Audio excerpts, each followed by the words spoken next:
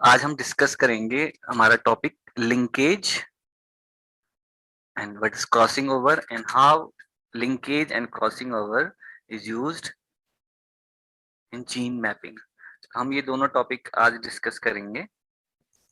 First, what is linkage.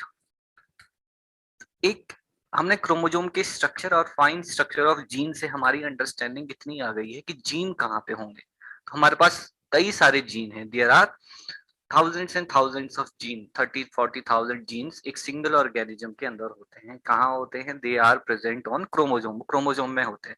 तो अगर हम सिंपल क्रोमोसोम का हमने जो स्ट्रक्चर एक तरह से पढ़ा था, तो क्रोमोसोम हमने डिफरेंट टाइप्स के पढ़े थे। There are metacentric, acrocentric, telocentric, acentric, कई 4 तरह के हमने क्रोमोसोम स्ट्रक्चर पढ़े थे on the basis of centromere, centromere के बेसिस पे। तो इसमें ये क्रोमोसोम के 2 आर्म हैं। These are called sister chromatids. एक सिस्टर क्रोमेटिड ये है, एक सिस्टर क्रोमेटिड ये है।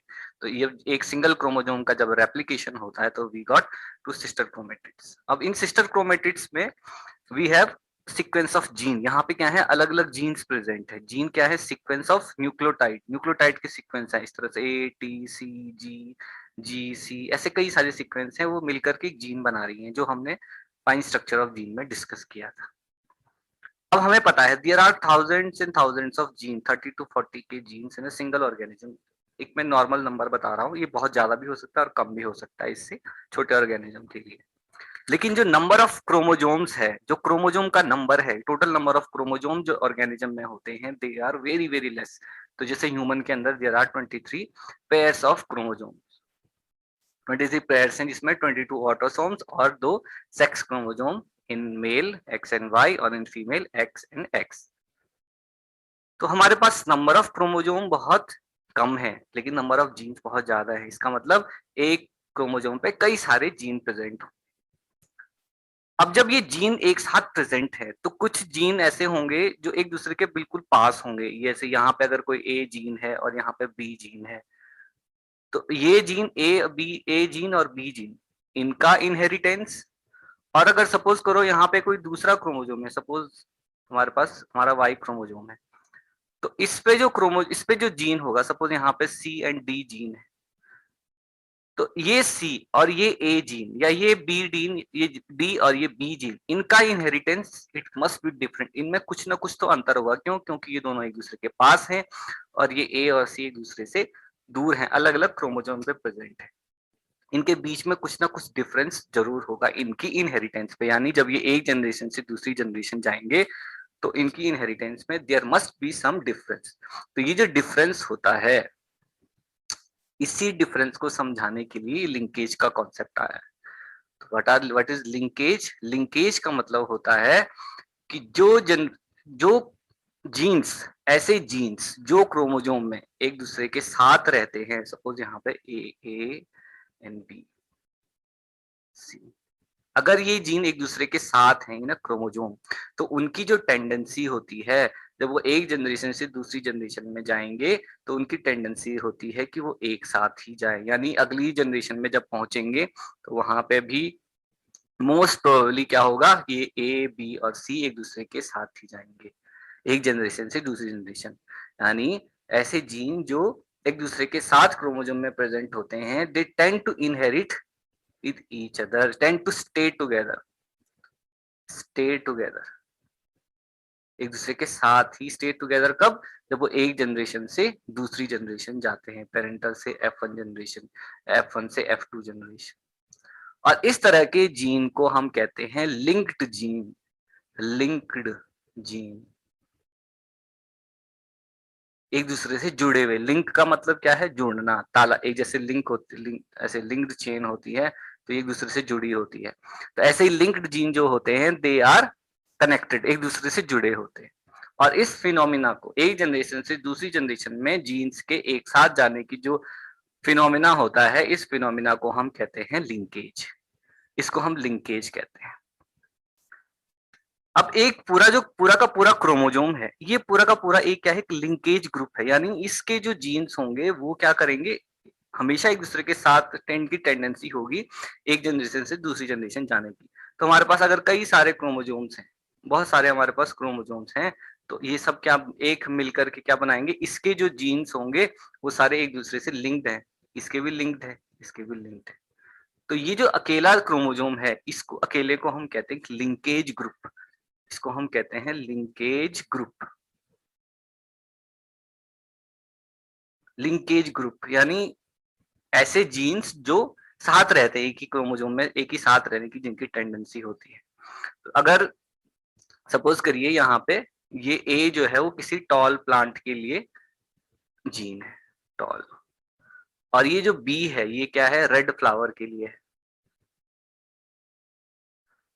तो अगर हम जब क्रॉस कराएंगे तो अगली जनरेशन में क्या होगा, अगली जनरेशन में अगर प्लांट टॉल है तो हमें क्या दिखेगा, most probably the flower will be red, वहां पे हमें रेड फ्लावर देखने को मिलेंगे।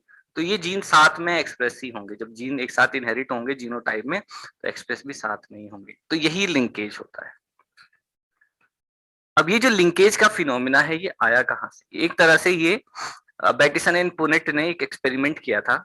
सबसे पहले ये लिंकेज बैटिसन एंड पुनेट ने ही ऑब्जर्व किया था। तो बैटिसन एंड पुनेट ने क्या किया, मेंडल्स के जो लॉ थे उनको रिविजिट ये कर रहे थे। तो इन्होंने क्या किया, डाइहाइब्रिड क्रॉस किया बिटवीन स्वीट पी प्लांट। एक स्वीट पी प्लांट था, उसके दो कैरेक्टर लिए, एक रेड फ्लावर, दूसरा लॉन्ग पोलन ग्रेन्स, दूसरा white flower short pollen grains, इन दोनों के बीच में क्रॉस कराया। F1 जनरेशन सिमिलर रिजल्ट, हमें ऐसे कैरेक्टर दिखे जो डोमिनेंट थे, red flower and long pollen grains. F2 generation में जब इन दोनों के बीच में सेल्फ फर्टिलाइजेशन कराया, उसके बाद जो F2 जनरेशन मिली, अब इस F2 जनरेशन में कुछ अलग देखने को मिला। क्या अलग देखने को मिला कि हमारे पास जैसा डाइहाइब्रिड क्रॉस में आता है, हमारे पास पेरेंटल जनरेशन के दो कॉम्बिनेशन आते हैं। पेरेंटल जनरेशन जो यहाँ पे P1 में थे, हमें पता है यहाँ पे लॉ ऑफ सेग्रीगेशन काम करेगा, तो ये F1 F2 जनरेशन में सेग्रीगेट हो जाएंगे। किसमें सेग्रीगेट हो जाएंगे, 3:1 में सेग्रीगेट हो जाएंगे। डाइहाइब्रिड क्रॉस है तो इट मस्ट सेग्रीगेट इनटू 3:3:1, इसमें सेग्रीगेट होना चाहिए। इंडिपेंडेंट अशॉर्टमेंट होना चाहिए। इंडिपेंडेंट अशॉर्टमेंट का मतलब क्या है कि अब ये जो रेड फ्लावर होगा ये व्हाइट फ्लावर के साथ भी कॉम्बिनेशन, लॉन्ग पॉलन ग्रेन्स के साथ भी कॉम्बिनेशन बनाएगा, यानी हमें ऐसी प्रोजेनी भी मिलेगी जो लॉन्ग पॉलन ग्रेन्स बनाएगी, और रेड फ्लावर के साथ में शॉर्ट पॉलन ग्रेन्स भी प्रोजेनी बनाएगी। ऐसा ही व्हाइट फ्लावर के साथ भी होगा, इसके साथ भी और इसके साथ भी। तो इंडिपेंडेंट अशॉर्टमेंट हम इसको कहते हैं कि जो गैमीट फॉर्मेशन के टाइम पे दोनों के दोनों एलील्स एक दूसरे से अलग हो जाएंगे। जब एलील एक दूसरे से अलग हो गए तो देन दे इंडिपेंडेंटली अशॉर्ट, यानी वो जितने कॉम्बिनेशन प्रेजेंट है सारे के सारे बनाएंगे। किस रेशो में, 9:3:1 में बनाने चाहिए। अब यहाँ पे हमें F2 जनरेशन में पेरेंटल कॉम्बिनेशन भी मिले और ये नॉन पेरेंटल कॉम्बिनेशन भी मिले, यानी red flower long pollen grains भी मिले, white flower short pollen grains भी मिले। अब जो इंडिपेंडेंट अशॉर्टमेंट में होता है, red flower and short pollen grains भी मिलने चाहिए, तो ये भी मिल गए हमें, red flower and short pollen grains, और white flower and long pollen grains, ये भी कॉम्बिनेशन हमें मिले। लेकिन यहाँ पे एक डिफरेंस देखने को मिला कि यहाँ पे जो हमें ऑब्जर्व्ड जो नंबर था वो एक्सपेक्टेड से कई डिफरेंट था। यानी एक्सपेक्टेड क्या होना चाहिए था, 9:3:3:1 के हिसाब से ये होना चाहिए था, 451, 150, 150 एंड 50, या इससे थोड़ा बहुत वेरिएशन चल सकता है, +-10 to +-20, तो 170, 130 या 100 होता, लेकिन ये नंबर तो बहुत कम है बिल्कुल। तो अब ये जो आखिर ऐसा डिफरेंस आया क्यों, तो ये पुनेट एंड स्क्वायर ने इसको ऑब्जर्व तो करा, लेकिन उन्होंने इसके लिए हाइपोथेसिस भी दी, लेकिन वो उन्होंने केवल एक अजम्पशन दिया। उस समय तक उनके पास कुछ भी उसका प्रूफ नहीं था, या उसको पूरे सही तरीके से एक्सप्लेन नहीं कर सके। इसको एक्सप्लेन किया बाद में, आपने थॉमस हंट मॉर्गन का नाम सुना होगा। तो थॉमस हंट मॉर्गन का जो एक स्टूडेंट था, स्टर्टमेंट उनका नाम था, तो उन्होंने ड्रोसोफिला के ऊपर जब एक्सपेरिमेंट करे तो उसके बाद उनको यही सिमिलर ऑब्जर्वेशन वहां पे देखने को मिले। यहाँ इस तरह के जो 9:3:1 आना चाहिए था, इसके बजाय यहाँ पे क्या देखने को मिल रहा है कि जो पेरेंटल कॉम्बिनेशंस थे, जो पेरेंट्स में कॉम्बिनेशन प्रेजेंट थे, ये पेरेंटल कॉम्बिनेशन है ये वाले, इनका नंबर ज्यादा है, 583, 170 बहुत ज्यादा है। और जो नॉन पेरेंटल कॉम्बिनेशन थे इनका नंबर क्या है, बहुत कम है। ये 150 होना चाहिए था, लेकिन ये कितना है, 26। ये 150 होना चाहिए था, 24। तो पेरेंटल कॉम्बिनेशन ज्यादा है, और जो नए कॉम्बिनेशन है या जो रिकॉम्बिनेशन से बने हैं, ऐसे कॉम्बिनेशन बहुत कम है। तो इसका एक्सप्लेनेशन क्या आया कि इसका एक्सप्लेनेशन ये आया कि ये जो लॉन्ग रेड फ्लावर और लॉन्ग पॉलन ग्रेन्स के जीन है, they are on a similar chromosome, एक ही क्रोमोसोम पे प्रेजेंट है। सपोज ये लॉन्ग फ्लावर के लिए है और ये रेड फ्लावर और ये लॉन्ग पॉलन ग्रेन्स के लिए, ऐसे ये व्हाइट फ्लावर के लिए और ये शॉर्ट पॉलन ग्रेन्स के लिए। अब जब ये एक जनरेशन से दूसरी जनरेशन में जाएंगे तो they tend to inherit each other, वो एक दूसरे के साथ में जाएंगे। तो जो हमें पेरेंटल कॉम्बिनेशन मिले हैं वो हमें ज्यादा मिलेंगे।